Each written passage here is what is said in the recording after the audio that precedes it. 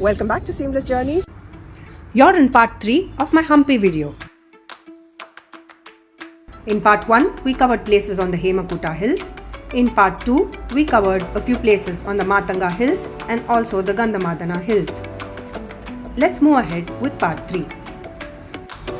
The sun shone even brighter as we moved past the Varaha temple yet again and got to the Chakratirtha.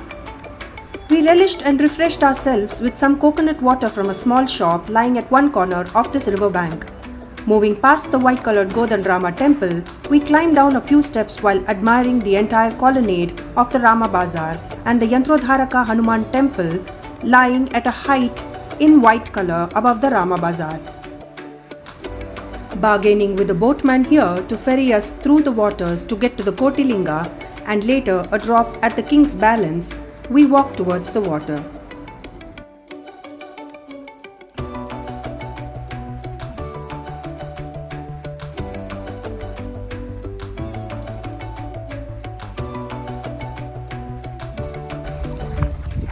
So we're right now here by the Chakratirtha.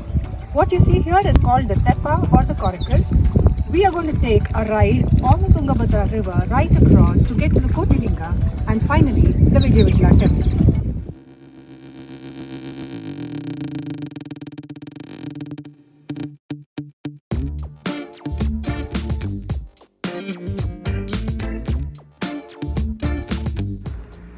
Chakra in Kannada here means swirl.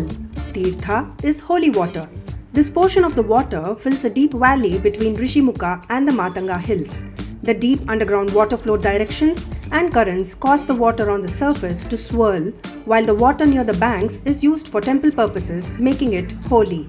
This portion of the Tungabhadra river is therefore referred to as the Chakratirtha. A chat with Virupaksha the boatman revealed some interesting information. The coracle has been in existence since the Vijayanagara period. However, at that time, it was made of wood and animal skin. Today, the materials are replaced by bamboo, tar and plastic. Engrossed in some chats and passing by some unique rock formations, our boat came to a halt at the meditation temple sitting high above the rocks on the Rishimukha hills. The sights of a fairy tale-like stairway leading up to a mantapa sitting amidst gigantic boulders made me want to jump instantly into water and get up there. We had to remain contented with its views from the ferry as we heard Virupaksha narrating the history behind it. It was a place where the rishis and sages of the bygone era performed meditation and penance. Apparently, there were steps in the form of a bridge that connected this mantapa to a temple on the other side of the river, but the bridge today ceases to exist. The mantapa cum temple on the other side is said to be home to various shrines belonging to forms of Lord Shiva, Vishnu and even Goddess Durga. The sculptures inside are said to be mind-blowing. There is access to the Kotilinga from the backyard of this temple. However, we chose to move further after listening to a short narration by Virupaksha. He explained how the mantapa could easily accommodate up to 40 people at a time.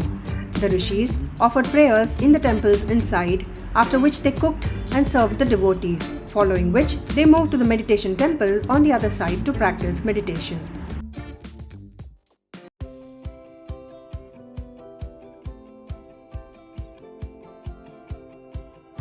Listening to many more interesting stories on the way, we reached the Mahalakshmi temple. We had to get off at this point to gain access to the Kotilinga.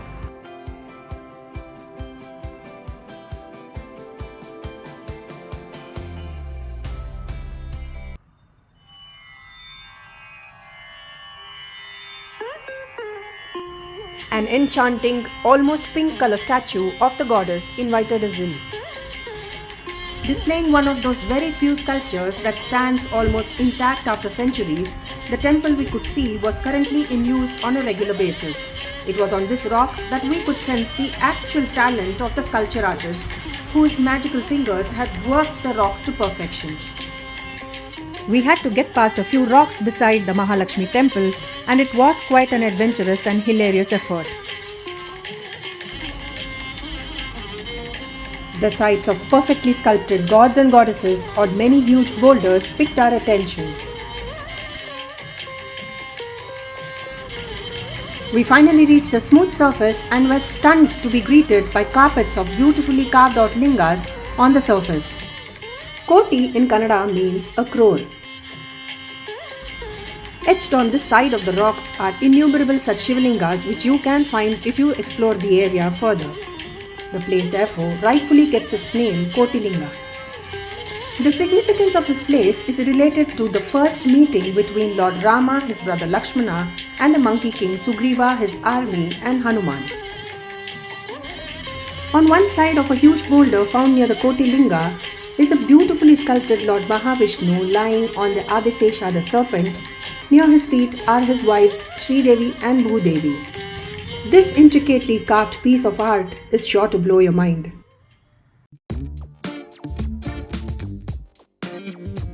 After visiting the Kotilinga, we moved further in our journey.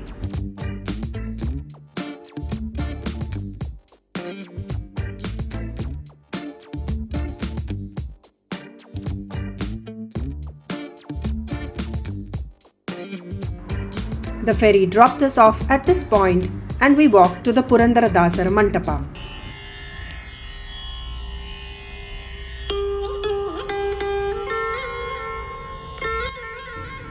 Sitting right on the waters of the Tungabhadra river facing the Anjanadri hills is this low-roofed Mantapa dedicated to the poet Purandaradasa, who lived in Hampi singing praises of Lord Vittala, one of the names given to Lord Krishna. The pavilion was a place where religious rituals were performed. It is said that during monsoons, the Mantapa sometimes gets submerged in water.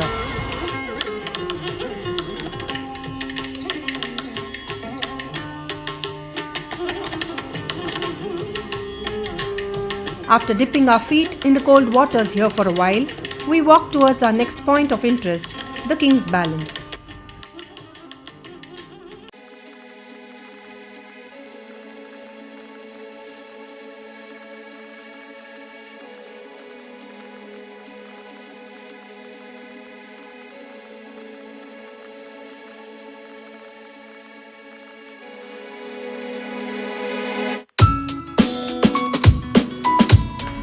This rare rock-cut weighing scale lies to the south of the Vijayavitla temple at the end of the Kampabhupa's path. It is also called the Tulabhara. Built in the 15th century, it was used by the kings of the Vijayanagara Empire on auspicious days for donating precious jewelry and items equal to their own weight.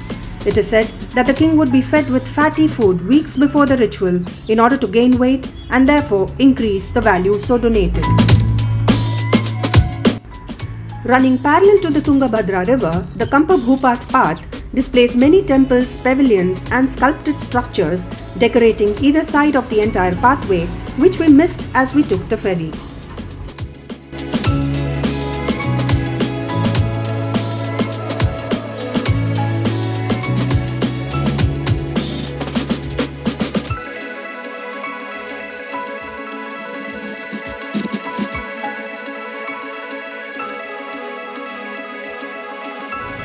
Crossing this path, we move towards the Vijayavitla temple.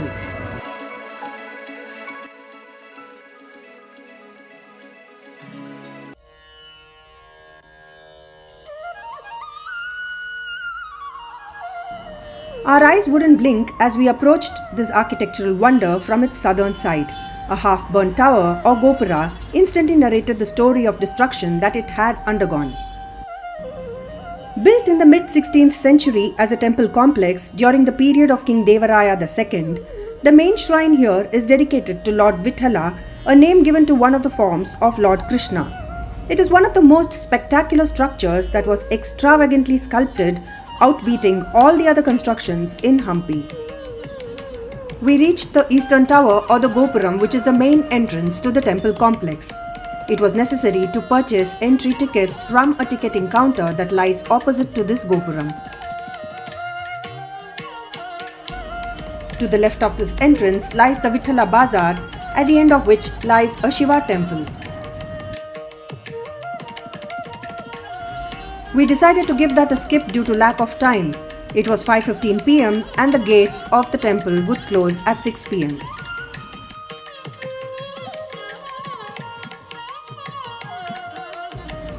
Following a typical South Indian form of architecture, the temple complex displays a kitchen at one corner that served millions of devotees and the royal family members during their temple visits, the Kalyana Mandapa or a marriage hall that celebrated the wedding of Lord Vithala with Rukmini, the Sabha Mandapa or a meeting hall, the Ranga Mandapa, that is the entertainment hall, and the Dhyana or the Bhajana Mandapa decorating the other corner. The center of the quadrangle displays 5 platforms in a straight line, the Tulsi or the pot of the holy basil, followed by the Deepasthamba or the lamp post. In the middle lies a sacrificial platform, followed by the Dwajasthamba or the flag post, and a stone chariot, which is the Garuda Sthamba. Moving from stone to stone and pillar to pillar, we marveled at the handcrafted stories from the mythology and ancient times narrated in the most beautiful manner on the walls and pillars. It was clear why this temple is considered the most extravagant of them all. The Kalyana Mandapa was utilized in conducting the royal weddings. The central ceiling of this mandapa displays an amazingly carved out lotus that still retains its original beauty. Drenched in the magical evening sun rays, the characters on the pillars almost came to life.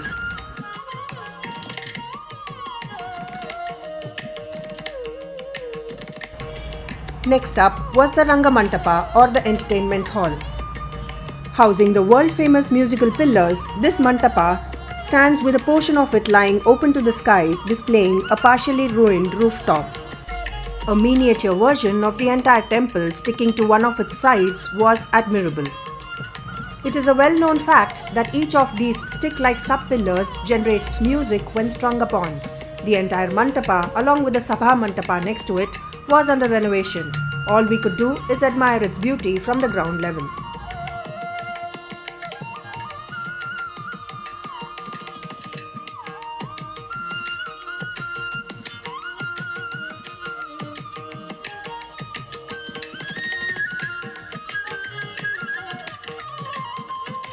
The Garuda being a vehicle of Lord Vishnu, a Garuda Sthamba or a pillar depicting the Garuda is installed in all temples dedicated to incarnations of Lord Vishnu. King Krishnadevaraya was highly inspired by the stone chariot in the Konark temple during his Orissa visit.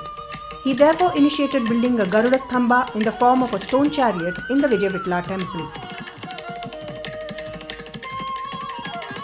While the base depicts intense scenes from a battle, the body displays series of floral designs and intricate sculptures.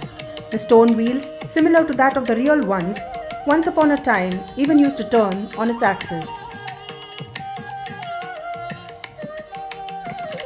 An idol of Lord Garuda was worshipped inside the chariot. The parking lot of the Vijayavitla temple lies at a distance of about 1 kilometer from the temple premises. As such, getting there by foot at that hour seemed tedious. Stepping out of this completely ancient world, we basked in the sunset while waiting for a battery-operated car to ferry us to the parking lot. The ride ensured fantastic views of the surrounding area and lasted for about 5 minutes. A single ride will cost you about 10 Indian rupees. Slowly and steadily, we got to the final exciting destination of the day, the Talari Ghatta gate. Talari Ghatta means toll. Very obviously, this multi-tiered gate that today stands ruined was the most important toll gate or a secured entrance into Hampi. The road leading from Kamalapura runs past these gates, providing access to the entire Hampi area. The 16th century gate still retains its stairway leading to the top. The aerial views are sure to leave you stunned. As the skies turned mild crimson, exhibiting a breathtaking sunset, we were overjoyed to stand atop and savor the views.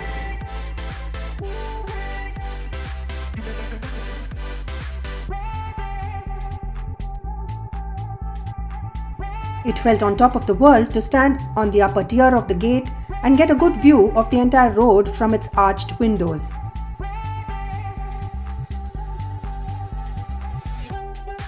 We left with an elated feeling and a bag full of wonderful memories. It was the end of day 1 of our Hampi tour.